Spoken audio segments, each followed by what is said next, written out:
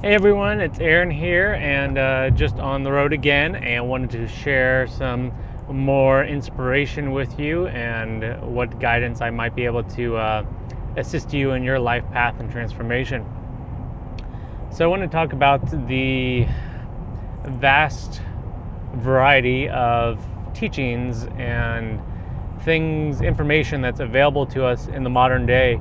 Obviously, the modern person has access to more information than ever before, and in that there's also the possibility of misinformation or construed information as well, and so it can be obviously overwhelming, especially when one is on a path of self-transformation and improvement.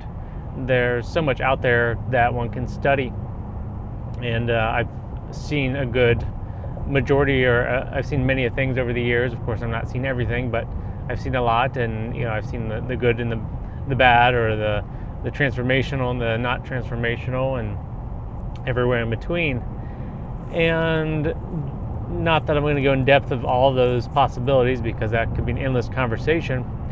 What I want to encourage you as an individual seeker, an individual initiate, as they might call it in spiritual circles, or an individual person just trying to better oneself, there must come a level of sort of grown-up maturity within oneself as one seeks out information and applies this information.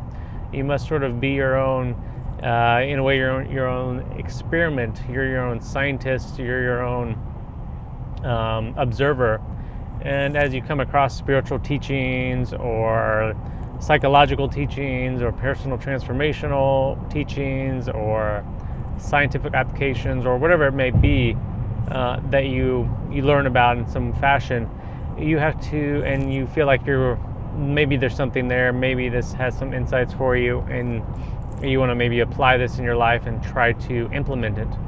You have to consciously observe whatever it is you're doing, however you're engaging the world, from those understandings, and observe for yourself if they're really transforming you. Are they having a positive impact on you in your life? Are they helping you heal and transform yourself? Are they bringing you greater health, abundance, capacity, connections, inspiration, creativity, whatever it is you're sort of seeking or working on?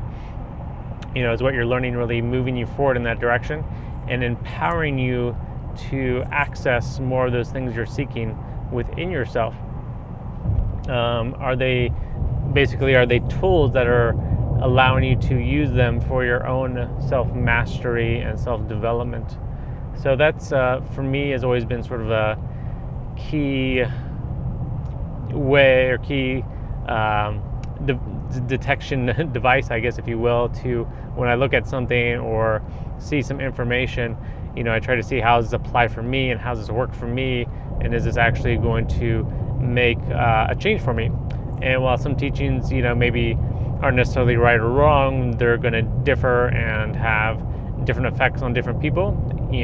Although there's a level of similarity in all of us, there's also levels of difference where we each have our own built-in sort of system, our own built-in wiring, our own certain gifts, our own certain skills, our certain lessons and perspectives and experiences, and in a way our own evolution.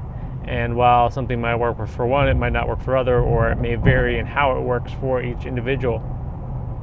So I encourage you, as you find things and try to apply them, really try to observe, is this moving me forward? Is this empowering me? Is this shifting how I engage with the world around me? Is it dragging me down? Is it limiting me? Is it restricting me?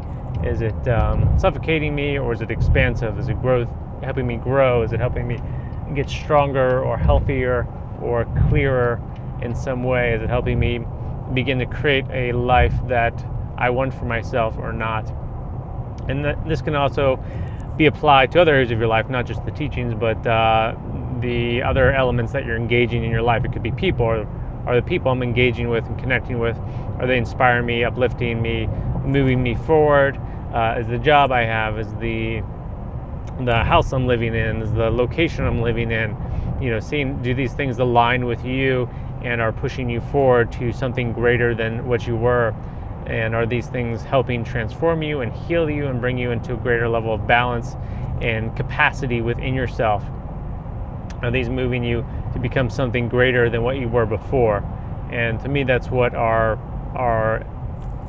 sort of general framework for a life is about, is to self-improve and grow and bring forth the full capacity, the full potential that we are here in the world.